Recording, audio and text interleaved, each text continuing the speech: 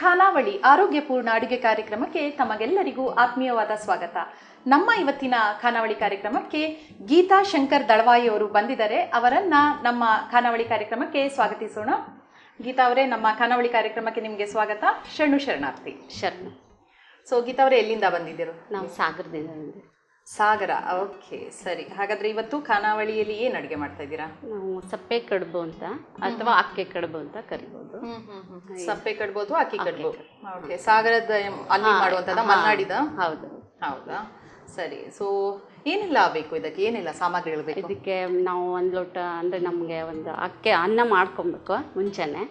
ಅದಕ್ಕೊಂದು ಅಕ್ಕೆ ತೆರೆ, ಮತ್ತೆ ಜೀರಿಗೆ, ಮೆಂತೆ, ಉಪ್ಪು, ಕಡ್ಲಿಬೇಳೆ, ಕೊತ್ತಂಬರಿ ಸೊಪ್ಪು. ಓಕೆ, ಇದು ಅಕ್ಕಿ ತರಿ ಅಂತ ಹೇಳಿದ್ರೆ? ಅಕ್ಕಿ ತರಿ. ಓಕೆ, ಅಂದ್ರೆ ಇದು ಇಡ್ಲಿ ತರಿ ಅಂತ ಸಿಗುತ್ತಾ? ಇಡ್ಲಿ ರೆಡಿಮೇಡ್ ಇದು ಮನೇಲಿ ಮಾಡಿ? ಮನೆಯಲ್ಲೇ ಅಕ್ಕೆನ ತೊಳೆದ್ಬಿಟ್ಟು ತರಿ ಮಾಡ್ಕೊಂಡಿದ್ದೀರಾ? ಓಕೆ, ಅದು ರೆಡಿಮೇಡ್ ಇಡ್ಲಿ ತರಿ ಉಪಯೋಗಿಸಬಹುದಾ? ಅಕ್ಕಿ ತರಿ ಅಂತ ಸಿಗುತ್ತೆ ರೆಡಿಮೇಡ್? ಹಾ, ಹೌದು. ಮಾಮೂಲಿ ಅಕ್ಕೆ ತೆರೆ ಆಗತ್ತೆ. ಸರಿ, ಓಕೆ. ಇದಿವಾಗ ರೆಗ್ಯುಲರ್ ಆಗಿ ಅನ್ನ ಮಾಡ್ತೀವಲ್ಲ, ಆ ಥರ ಮಾಡ್ಕೊಂಡಿರೋದು? ಓಕೆ, ಸರಿ. ಸೊ ಶುರು ಮಾಡೋಣ ಅಲ್ಲ? ಏನು ಬೇಕು ನಿಮಗೆ? ನನಗೆ ಪಾತ್ರೆ ಕೊಡಿ. ಓಕೆ, ಸೊ ಒಲೆ ಹಚ್ಕೊಂಡ್ಬಿಡ್ತೀರಾ? ಆಯ್ತು. ಏನು ಬೇಕು ಇದಕ್ಕೆ? ಅನ್ನ ಕೊಡಿ. ಫಸ್ಟ್ ಅನ್ನ ಹಾಕೊಳ್ಳೋದಾ? ಅನ್ನ, ನೀರು ಕೊಡಿ. ಇದಿವಾಗ ಏನಾದರೂ ಇಷ್ಟು ಪ್ರಮಾಣ ಅಂತ ಇದೆಯಾ?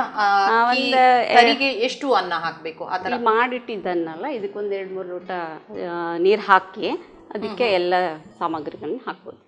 ಓಕೆ, ನಾನು ಕೇಳಿದ್ದು ಎಷ್ಟು ಅಕ್ಕಿ ತರಿಗೆ ಎಷ್ಟು ಅನ್ನ ಮಾಡಬೇಕು ಅಂತ. ಒಂದು ಅಕ್ಕೆ ತೆರೆ ಅನ್ನಕ್ಕೆ 2 ತೆರೆ ಹಾಕ್ಬೇಕು ಅಕ್ಕಿ ತೆರೆ. ಓಕೆ, 1 ಬೌಲ್ ಅನ್ನಕ್ಕೆ 2 ಬೌಲ್ ಈ ತರ, ಅದೊಂದು 1:2. 1:2. ಓಕೆ, ಸರಿ.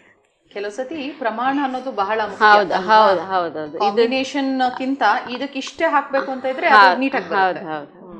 ಒಂಚೂರು ನೀರು ಕೊಡ್ತೀರಾ? ಮತ್ತೆ ಮನೇಲಿ ಯಾರೆಲ್ಲ ಇದ್ದೀರಾ ಗೀತಾ? ಮನೆಯಲ್ಲಿ ನಾವು ಜಾಯಿಂಟ್ ಫ್ಯಾಮಿಲಿ, ನಮ್ದು 10 ಜನ ಇದ್ದೀವಿ. ಮಕ್ಕಳು ಇದ್ದಾರೆ, ಹಿರಿಯರೆಲ್ಲ ಸೇರಿ ಒಟ್ಟು 10 ಜನ. 10 ಜನ. ಓಕೆ. ಕೆಲವರೆಲ್ಲ ಹೀಗೆ ಜಾಯಿಂಟ್ ಫ್ಯಾಮಿಲಿ ಅನ್ನುವಾಗ ನನಗೆ ತುಂಬಾ ಖುಷಿ ಆಗೋದು. ಜಾಯಿಂಟ್ ಫ್ಯಾಮಿಲಿ ತುಂಬಾ ಅಪರೂಪ ಅಂತಾನೆ ಹೇಳ್ಬೋದು ಅಲ್ವಾ? ಆ ಹೊಂದಾಣಿಕೆ ಮಾಡ್ಕೊಂಡು ಇರೋದಿದೆಯಲ್ಲ, ಹೌದು, ಬಹಳ ವಿಶೇಷ ಅಂತಾನೆ ಅನ್ನೋದು. ಹೌದು ಹೌದು. ಏನ್ ಬೇಕು? ನಂಗೆ ಪಾತ್ರೆ ಇದು ಮಾಡಕ್ಕೆ ಇದಾ? ಓಕೆ, ಸಟ್ಕ. ಸರಿ. ಸೊ ಇವಾಗ ಬೇಯಿಸ್ಕೊಳ್ಳೋದು ನಾರ್ಮಲ್ ಆಗಿ ಬೇಯಿಸ್ಕೊಂತೀರಾ? ಅದನ್ನ ಪುನಃ ಒಂದ್ಸತಿ ಇಟ್ಟು ಅಂದ್ರೆ ಅಕ್ಕೆ ತೆರೆ ಸೇರಿಸ್ಬೇಕಲ್ಲ, ಅದಕ್ಕೆ ಒಂಚೂರು ಜೀರಿಗೆ, ಕೊತ್ತಂಬರಿ, ಮೆಂತೆ ಮತ್ತೆ ಜೀರಿಗೆ, ಕಡಲೆಬೇಳೆ ಹಾಕ್ಬೇಕು. ಕೊಡ್ತೀರಾ? ಜೀರಿಗೆ. ಓಕೆ, ಅದು ಬಿಸಿ ಆಗುವಾಗ ಎಲ್ಲ ಏನೆಲ್ಲ ಇದೆ ಇಂಗ್ರೀಡಿಯೆಂಟ್ ಹಾಕೊಳ್ಳೋದು. ಸೊ ಇದು ಸಂಪ್ರದಾಯದ ಅಡಿಗೆನಾ? ಅಂದ್ರೆ ಹಳೆ ಕಾಲದ? ಹೌದು ಹೌದು. ಒಂದು ಸ್ಪೂನ್ ಜೀರಿಗೆ, 1 ಸ್ಪೂನ್ ಮೆಂತೆ. ನೆನ್ಸೋದೇನ್ ಬೇಡವಾ? ಬೇಡ ಬೇಡ. ಈಗ ಅದಕ್ಕೆ ಅಕ್ಕೆ ಅನ್ನ ಮಾಡಿಟ್ಟಿರ್ತೀವಲ್ಲ, ಅದಕ್ಕೆ ಹಾಕ್ತಿವಿ, ಅದು ಬೇಯತ್ತೆ ಅದ್ರ ಜೊತೆಗೆ. ಕಡಲೆಬೇಳೆ 1-2 ಸ್ಪೂನ್. ಚೂರು ಉಪ್ಪು ಕೊಡಿ.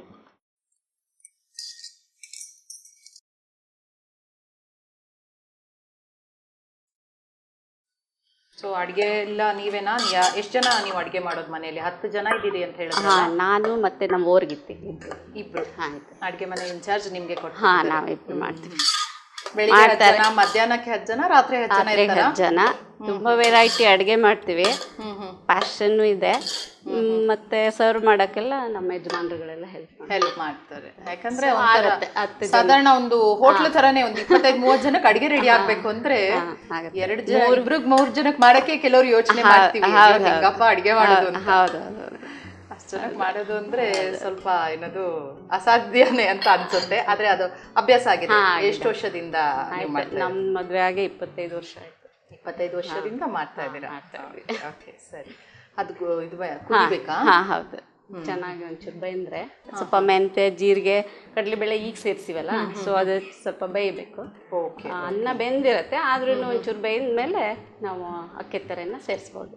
ಸೇರಿಸಿ ಮುದ್ದೆ ಹಾಗೆ ತಿರ್ಕೊ. ಮತ್ತೆ ನಿಮ್ಮ ತಾಯಿ ಮನೆಯಲ್ಲಿ? ಆಕ್ಚುಲಿ ನಮ್ಮ ತಾಯಿ ಮನೆ ಹುಬ್ಳಿ. ಉತ್ತರ ಕರ್ನಾಟಕದವ್ರು. ಸೊ ಈಗ ಮಾಡೋದೆಲ್ಲ ಮಲೆನಾಡು ಸ್ಟೈಲಾ ಅಥವಾ ನಾರ್ತ್ ಕರ್ನಾಟಕದ? ಇಲ್ಲ, ಈಗ ನಾನು ಮಾಡ್ತಾ ಇರೋದು ಮಲೆನಾಡು. ಇದು ಅಲ್ಲ ಮನೆಯಲ್ಲಿ ಅಡಿಗೆ? ಮನೆ ಎಲ್ಲ ಮಿಕ್ಸ್. ಅಲ್ಲಿದು ಮಾಡ್ತೀವಿ, ಇಲ್ಲಿದು ಮಾಡ್ತೀವಿ. ಓಕೆ.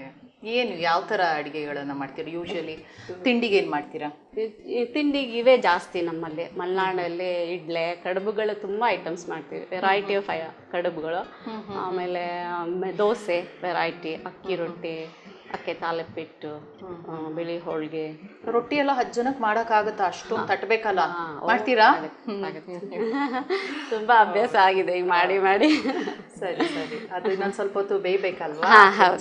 ಚೆನ್ನಾಗಿ ಅಂದ್ರೆ ನುಣ್ಣಗಾಗಬೇಕು. ಹೌದೌದು, ಮೆತ್ತಗಾಗಬೇಕು ಚೂರು. ಈಗ ಬೆಂದಿದೆಯಾ ಚೆನ್ನಾಗಿ? ರೆಡಿ ಮಾಡೋದು. ಈಗ ಅಕ್ಕಿ ತರನೇ ಹಾಕೋದು. ಅಕ್ಕಿ ತರಿ. ಓಕೆ. ಇದು ಒಂಥರ ಗಂಜಿ ಥರ ಆಗಬೇಕಾ? ಚೆನ್ನಾಗಿ ಇಲ್ಲ ಬೇಯಬೇಕಾ? ಸ್ವಲ್ಪ ಇದು ಆದರೆ ಸಾಕು. ಸರಿ ಸರಿ. ಯಾಕಂದರೆ ಮತ್ತೆ ಬೇಯಿಸ್ತೀವಲ್ಲ ನಾವು ಕಡುಬು. ಈಗ ಪುನಃ ಅದನ್ನು ಕಲಿಸೋದಾ? ಇದು ಎಷ್ಟೊತ್ತು ಕಲಿಸ್ಬೇಕಾಗತ್ತೆ? ಅಂದರೆ ಇನ್ನೂ ಚೆನ್ನಾಗಿ ಸಾಕಾಗತ್ತಾ? ಹಾಕಿ ಸ್ವಲ್ಪ ಒಂದು 5 ನಿಮಿಷ ಬೆಂದ ತಕ್ಷಣನೇ ಕಡುಬಿನ ಪಾತ್ರೆ ಬಿಸಿಗಿಟ್ಟು ಅದನ್ನ ನಾದ್ಕೊಂಡು ಆರ್ಬೇಕು ಒಂಚೂರು. ಆರಿದ ತಕ್ಷಣನೇ ನಾದಿ ಕಡುಬು ಕಟ್ಟಿ ಬೇಯಿಸೋದು. ಓಕೆ. ಈಗ ಒಂಚೂರು ಕಲಿಸ್ತಾನೆ ಇರಬೇಕಾ? ಬೇಡ ಬೇಡ ಬೇಡ ಬೇಡ ಬಿಟ್ರೆ ಬೆಂದಿದೆ ಇವಾಗ? ಬೆಂದಿದೆ. ಓಕೆ. ಒಲೆ ಆಫ್ ಮಾಡ್ಕೋತೀರಾ? ಈಗ ಏನು ಮಾಡೋದು ಇದು? ಈಗ ಕೊಣಂಗೆ ಹಾಕಿ ಆರಕ್ಕೆ ಹಾಕಿ ಆಮೇಲೆ ಕಡುಬು ಕಟ್ಟೋದು. Okay okay. ಇದು ನೀವು ಈ ತರ ಹಿಟ್ಟೆಲ್ಲ ಕಲ್ಸೋದಕ್ಕೆ ಇಟ್ಕೊಂಡಿರ್ತೀರಾ ಮನೆಯಲ್ಲಿ? ಹೌದೌದು. ತುಂಬಾ ತರ ಕಡುಬುಗಳು ಮಾಡೋದ್ರಿಂದ ನಮ್ಗೆ ಇದು ತುಂಬಾ ಕನ್ವೀನಿಯಂಟ್ ಅನ್ಸುತ್ತೆ.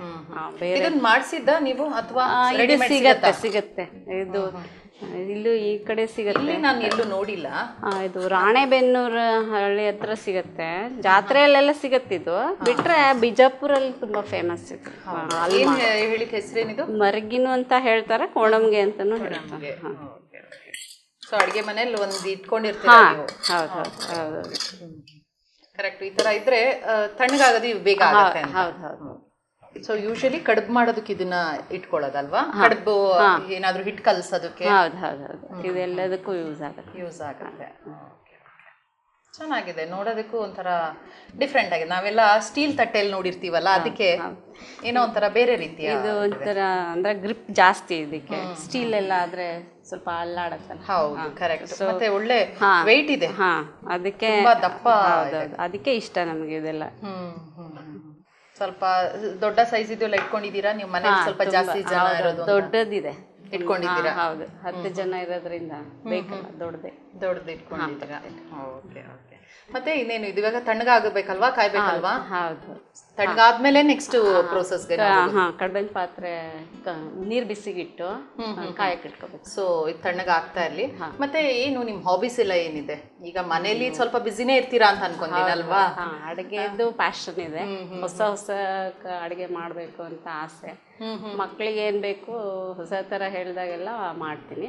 ಮಕ್ಳು ಬಂದು ಹೇಳ್ತಾರ ಅಮ್ಮ ಹೇಳ್ತಾರೆ.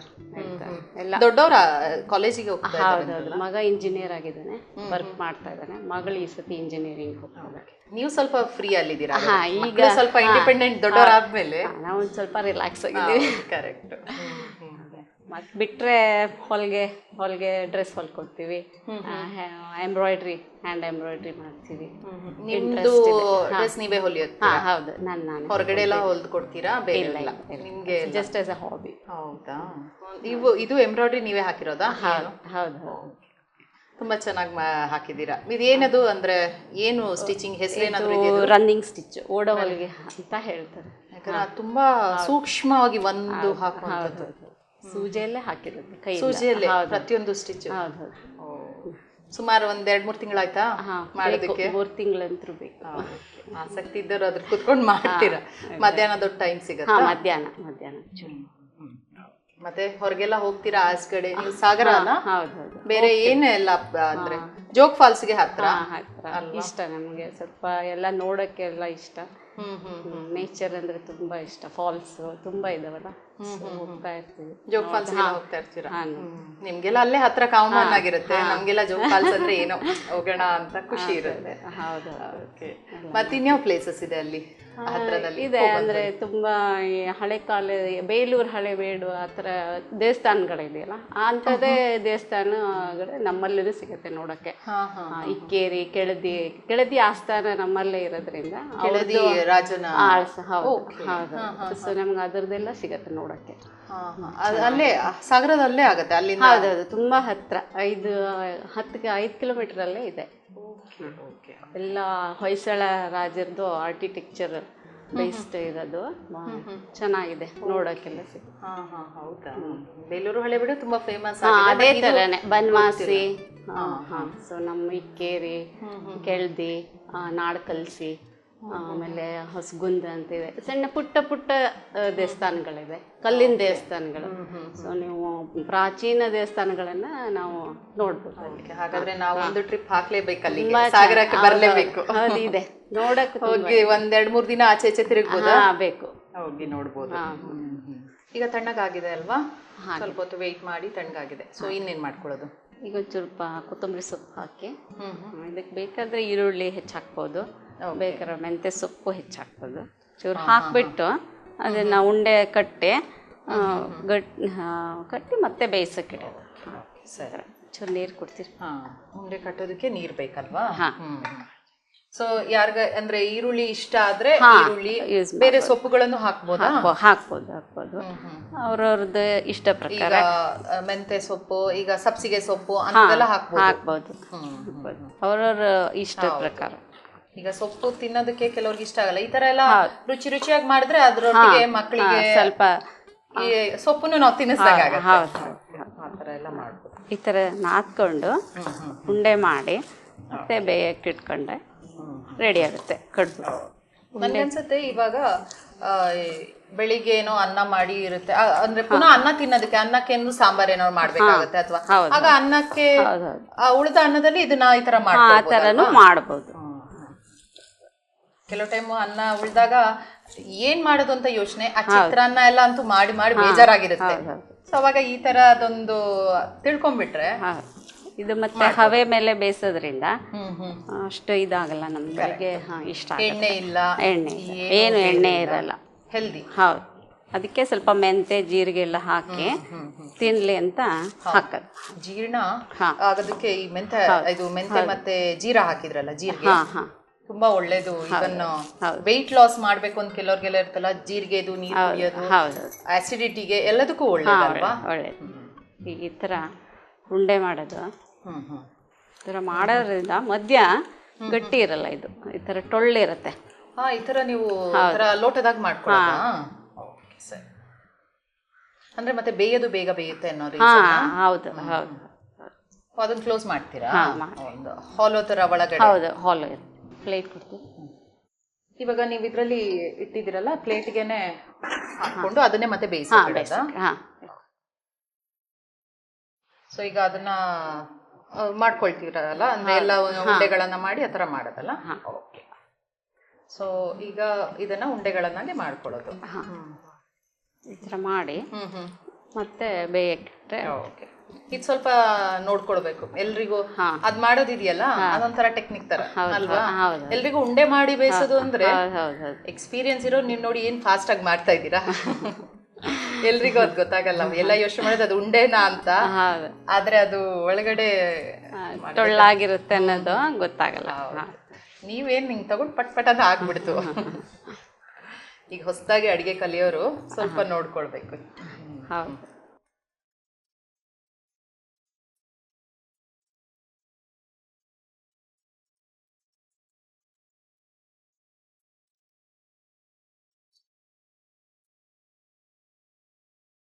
ಇದನ್ನ ಈ ತರ ಉಂಡುಂಡೆ ಮಾಡಿದ್ರೆ ಬೇಯಿಸೋದಕ್ಕೆ ಆಗೋದಿಲ್ವಾ? ಮಾಡ್ಬೋದು, ಚಿಕ್ಕ ಚಿಕ್ಕದ್ ಮಾಡ್ಬೇಕಾಗತ್ತೆ ಅನ್ಕೊಂಡು.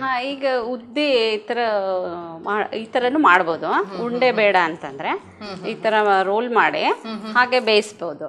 ಈ ಥರ ಬೇಯಿಸಿ ಈ ಥರ ಬೇಯಿಸಿ ನೀವು ಕೊನೆಗೆ ಬೆಂದಾದ್ಮೇಲೆ ಚಾಕುವಿಂದ ಪೀಸು ಮಾಡ್ಕೋಬೋದು. ಅದೇ ಥರನೂ ಮಾಡ್ಬೋದು. ಎರಡು ಥರ. ಅಂದ್ರೆ ಅದ್ ಮಾಡೋದಕ್ಕೆ ಕಷ್ಟ ಆದ್ರೆ ಕೆಲವ್ರಿಗೆ, ನಾನು ಹೇಳಿದಾಗೆ ಹೊಸದಾಗಿ ಅಡಿಗೆ ಮಾಡಕ್ ಸ್ಟಾರ್ಟ್ ಮಾಡಿರ್ತಾರೆ, ಅವ್ರಿಗೆ ಮಾಡೋದಕ್ ಆಗ್ಲಿಲ್ಲ ಅಂದ್ರೆ ಇದು ಒಂದು ಆಪ್ಷನ್ ಇದೆ, ಇದು ಮಾಡ್ಬೋದು. ಕರೆಕ್ಟ್. ಆಗ ಈಸಿಯಾಗಿ ಮಾಡ್ಬೋದು. ಮತ್ತೆ ಬೆಳಿಗ್ಗೆ ಕೆಲವ್ರಿಗೆ ಟೈಮ್ ಇರಲ್ಲ, ಈ ತರ ಮಾಡೋದಕ್ಕೆ ಈಸಿಯಾಗಿ ಈ ತರ ಮಾಡಿ ಬೇಯಿಸೋದಕ್ಕೆ ಸ್ವಲ್ಪ ಸೇವ್ ಆಗುತ್ತೆ. ಈಗ ರೆಡಿ ಆಗಿದ್ದು. ಓಕೆ, ಬೇಯಿಸಕ್ಕೆ ಇಟ್ಕೊಳ್ಳೋದಾ? ಇಡ್ಲಿ ಇದ್ರಲ್ಲೇ ಪಾತ್ರೆ ಒಲೆ ಹಚ್ಕೊಂಡ್ಬಿಡ್ತೀರಾ? ನೀರ್ ಹಾಕೊಂಡಿದ್ದೀರಲ್ಲ,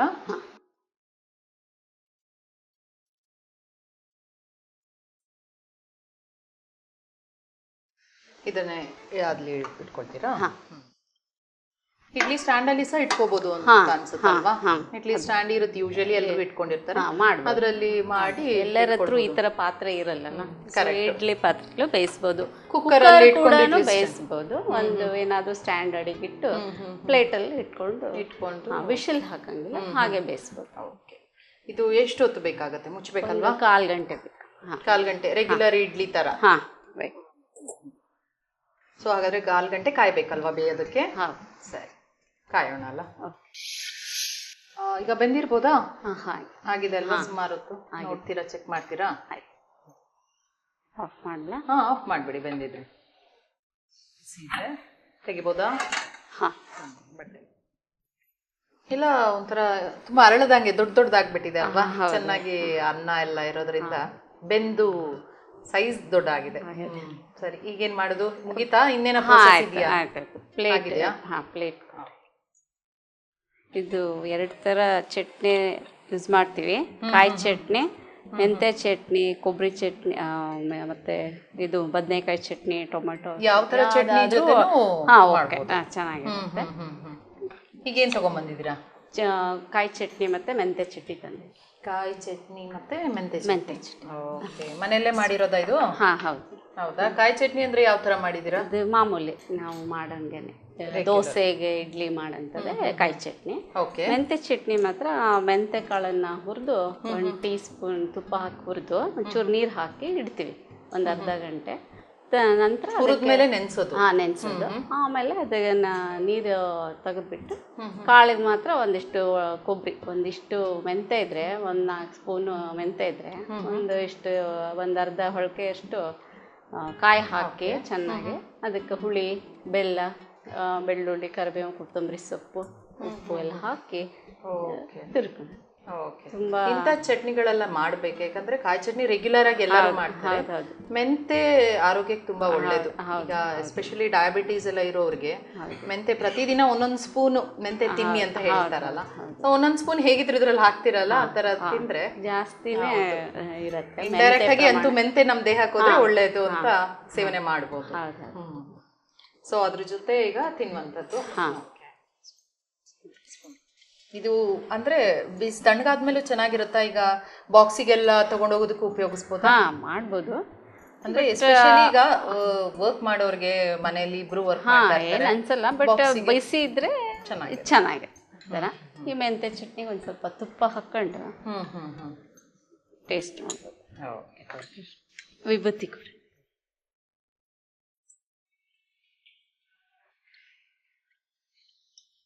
ನೀವು ಈ ಬಸವ ತತ್ವದ ಪ್ರಚಾರ ಅಥವಾ ಅದೇ ಸಿದ್ಧಾಂತದಲ್ಲೇ ಇದ್ದೀರಾ ಮನೆಯಲ್ಲ? ಹೌದೌದು. ಅಂದ್ರೆ ವಚನ ಎಲ್ಲ ಹೇಳಿ ಗೊತ್ತು ಮಾಡ್ತೀರಾ ನೀವು ಮನೆಯಲ್ಲಿ? ಆ ಸಂಪ್ರದಾಯದಲ್ಲೇ ಇದ್ದೀರಾ ಫ್ಯಾಮಿಲಿಯಲ್ಲಿ ಎಲ್ಲ? ಹೌದಾ? ಸೊ ಒಂದ್ಸತಿ ವಿಭೂತಿ ಹಾಕಿದ್ರೆ ಪ್ರಸಾದ ಆಗುತ್ತೆ ಅಡಿಗೆ ಅಂತ ಹೇಳ್ತಾರಲ್ವಾ? ಏನೇ ಅದ್ರಲ್ಲಿ ತೊಂದ್ರೆ ಇದ್ರೆ ಅಥವಾ ಏನಾದ್ರೂ ಶುದ್ಧ ಇಲ್ಲದೆ ಇದ್ರೆ, ಬಟ್ ಒಂದು ಆರೋಗ್ಯಕ್ಕೆ ಒಳ್ಳೇದು, ಪ್ರಸಾದ ರೂಪದಲ್ಲಿ ಆಗುತ್ತೆ ಅನ್ನೋ ಒಂದು ಉದ್ದೇಶದಲ್ಲಿ ಹಾಕಿದ್ದೀರಾ. ಸರಿ, ಏನಿದು ಸಪ್ಪೆ ಕಡುಬು ಅಥವಾ ಅಕ್ಕಿ ಕಡುಬು, ಮೆಂತೆ ಚಟ್ನಿ, ಕಾಯಿ ಚಟ್ನಿ, ಬಿಸಿ ಬಿಸಿ ಇದೆ.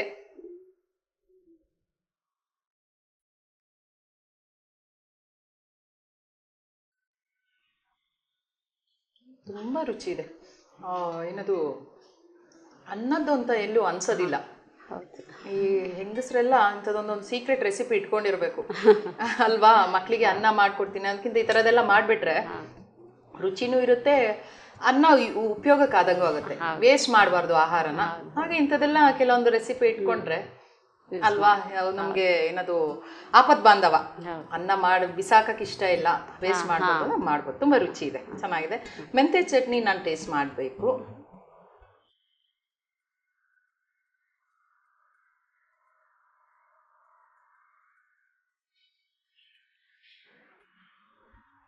ಇದು ತುಂಬ ರುಚಿಯಾಗಿದೆ. ಏನದು ಮೆಂತೆದು ಫ್ಲೇವರ್ ಬರ್ತಾ ಇದೆ. ಇದಕ್ಕೆ ಬಿಸಿ ಇರುವಾಗ ನನಗನ್ಸುತ್ತೆ ಬರೀ ತುಪ್ಪ ಹಾಕೊಂಡು ತಿಂದರೂ ಚೆನ್ನಾಗಿದೆ. ಸಪ್ಪೆ ಇಷ್ಟಪಡೋರಿಗೆ ತುಂಬ ರುಚಿಯಾಗಿದೆ. ತಿಂಡಿ ಅಥವಾ ಮಧ್ಯಾಹ್ನ ಊಟಕ್ಕೂ ಸಹ ನನಗನ್ಸುತ್ತೆ ಮಾಡ್ಕೊಳ್ಬೋದು. ಅಂದರೆ ಈ ಹೋಲ್ ಫುಡ್ ಅಂತಾರಲ್ಲ ಆ ಥರ, ಹೊಟ್ಟೆ ತುಂಬುತ್ತೆ ಚೆನ್ನಾಗಿ. ಬೆಳಿಗ್ಗೆ ಒಂದ್ಸತಿ ತಿಂದ್ಬಿಟ್ರೆ ಹೊಟ್ಟೆ ಹಸುವಾಗೋದಿಲ್ಲ, ಆ ಥರ ಇದೆ. ತುಂಬ ರುಚಿಯಾಗಿ ಮಾಡಿಕೊಟ್ಟಿದ್ದೀರಾ ಇವತ್ತು. ತುಂಬ ಸ್ವಾದಿಷ್ಟವಾಗಿದೆ, ಆರೋಗ್ಯಕ್ಕೆ ಒಳ್ಳೆಯದು. ಎಣ್ಣೆ ಹಾಕಿಲ್ಲ, ಯಾವುದೇ ರೀತಿಯ ಅಂದರೆ ಕರೆದಿಲ್ಲ, ಏನೂ ಮಾಡಿಲ್ಲ, ಹಬೆಯಲ್ಲಿ ಬೇಯಿಸಿದ್ದೀರಾ. ಸ್ವಲ್ಪ ಪ್ರೋಸೆಸ್ ಸ್ವಲ್ಪ ಜಾಸ್ತಿ ಆದರೂ ಆರೋಗ್ಯದ ದೃಷ್ಟಿಯಲ್ಲಿ ಇದನ್ನೆಲ್ಲರೂ ಮಾಡ್ಕೊಳ್ಳೇಬೇಕು. ತುಂಬ ಚೆನ್ನಾಗಿ ಮಾಡಿದ್ದೀರಾ ಇವತ್ತು. ಸಪ್ಪೆ ಕಡುಬು ಮಾಡಿದ್ದೀರಾ. ನಮ್ಮ ಖಾನಾವಳಿ ತಂಡದ ಪರವಾಗಿ ನಿಮಗೆ ಧನ್ಯವಾದಗಳು. ಶರಣಾರ್ಥಿ. ಮಾಡಲು ಬೇಕಾಗುವ ಪದಾರ್ಥ: ಅನ್ನ, ಅಕ್ಕಿ ತರಿ, ಜೀರಿಗೆ, ಮೆಂತ್ಯ, ಉಪ್ಪು, ಕಡಲೆಬೇಳೆ, ಕೊತ್ತಂಬರಿ ಸೊಪ್ಪು.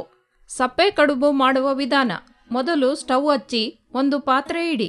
ಅದರಲ್ಲಿ ಒಂದು ಬಟ್ಟಲು ಅನ್ನ ಹಾಕಿ ಸ್ವಲ್ಪ ನೀರು ಹಾಕಿ ಅದಕ್ಕೆ ಜೀರಿಗೆ 1 ಚಮಚ, ಮೆಂತ್ಯ 1 ಚಮಚ, ಕಡಲೆಬೇಳೆ 1 ಚಮಚ, ಉಪ್ಪು ರುಚಿಗೆ ತಕ್ಕಷ್ಟು ಹಾಕಿ ಚೆನ್ನಾಗಿ ಕುದಿಸಿ.